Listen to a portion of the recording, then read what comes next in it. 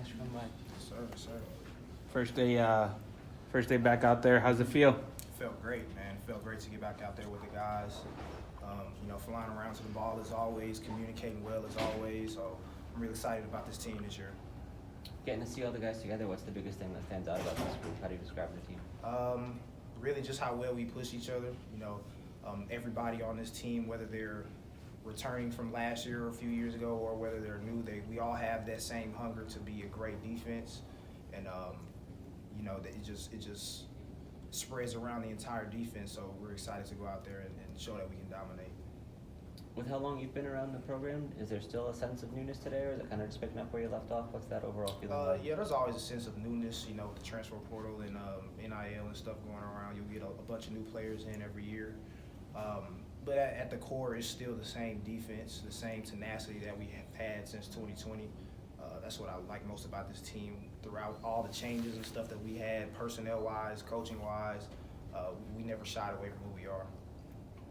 I know Coach Traylor mentioned that at some point he talked to you guys about the college football playoff and the path to that. How does that sort of change your output or your outlook, or how do you reflect on that opportunity? It doesn't really change our team's outlook.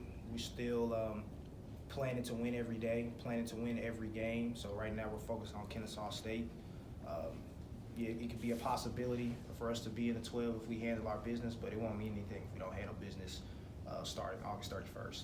There's a lot of newcomers on the roster. It looks like one of the deepest teams UTSA's had. Do you think that's a fair assessment?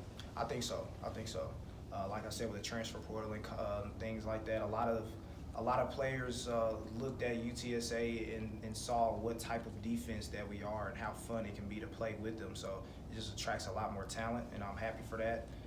Now we just have to get that talent to get in line with our culture that we've been in line for the past 5 years. And once we get to do that, the sky can be the limit for us. How much has that changed since you've been here? Like that, just that atmosphere? Repeat that question again. Like how much has it changed where people want to come here versus it's changed. leaving? It's changed a lot, definitely. I remember, 2019, we weren't that good of a team, so there wasn't a lot of recruits coming in or a lot of recruits visiting. Now, you can look at any given practice, about 50 or so recruits just standing on the sideline watching how we practice. So that's a testament to the players that's been here for the past 5 years, and I know that we'll be able to uphold that standard this year. And to that point, Coach has reiterated to us several times that with NIL and transfer portal and all this stuff, each year, each semester, the overwhelming majority of his guys stay right here. Mm-hmm. What does that mean to you that that's happening with so many options and so much poaching going on? It means it's a family feel. Every football player, whether they know it or not, they want to be a part of something special. And it's hard to be a part of something special whenever you're bouncing around from team to team and you don't really understand what culture they have going on. But if you come to our team, we let you know right away what our culture is, and we let you know how we play defense. And for the vast majority, every guy that's came in has loved it and has wanted to stay and play for us. So I love it. Coach Traylor has mentioned to us a couple of times wanting to be a little bit sharper in the non-conference season and avoid some of the losses of recent years. What has to be different in that way in your perspective? Just starting off fast. We don't.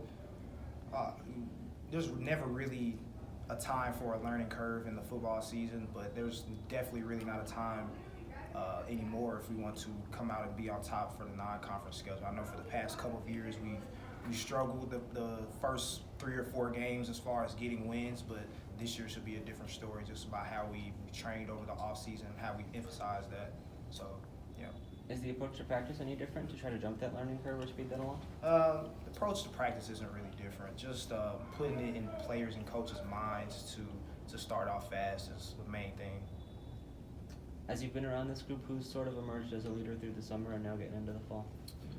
We got Jamal Ligon, we got Brandon Brown, who's been a part of the defense. Both those guys have been a part of the defense for as long as I have, so they have as much say, if not more, than I do. Elliot Davidson across from me, Zay Frazier at the corner position. These are all guys that's, stayed true to the culture pillars since they've arrived here. Some of them got here 2020, 2021, whatever. They just kept pounding the fist each day, and it shows with where they are in the depth chart and where they are, in the conference. You mentioned in the spring about your process of wanting to become more vocal. What kind of progress have you made in that sense? I feel like I've made great progress. I feel like my teammates hear me more instead of seeing me, I guess, exemplify those culture pillars. They still see me, but they hear a lot more from me now, and I'm proud of myself for that. Still got a lot more to improve as far as that end, but I'm making great strides in that. It seems like as a team you have a lot of guys who are more kind of lead by example types. Coach Traylor said it's a pretty quiet group in some ways. Is the personality different? Just sort of what's it like within the group? I wouldn't say it's different. We still have our characters on the team. We still got Danye running around. We still got Jamori.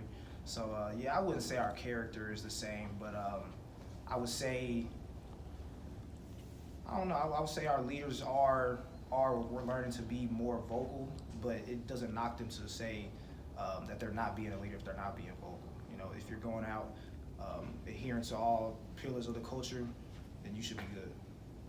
Do you aspire to be a single-digit guy this year? Have you thought about that part? Yeah, definitely. I feel like I've put together a good resume over the past 5 years. You know, if it happens, it happens. If not, I still get to play football on Saturdays with my guys, bro. That's the biggest thing I want to do. I've been asking a couple of the other guys about the helmet communication. How does that sort of change things for defense and how you're going to communicate within the game? It's gonna be fun. I know I tried it out in the spring. They had 2 helmet headsets on the defense, one for the middle linebacker and safeties. I think they're moving to 1, so they're probably gonna take mine out, which was a bummer because that was cool. That was real cool. But yeah, it should allow us to communicate effectively, get the calls quicker, get checks quicker, and things like that. And I feel like we'll be a better defense because of it. Do you think you get a lot of stuff from Jamal then, or do you still look to the sideline quite a bit? How do you think? Yeah, we still look to the sideline on the defensive back area, just because, you know, the linebackers in front of us, you don't want him to turn around and take his eyes away from the ball to give calls and things like that. So, yeah, any chance we get, we're looking at the sideline, all 11, just to make sure that we're all on the same page. Good deal. Well, Thank you, guys. appreciate it.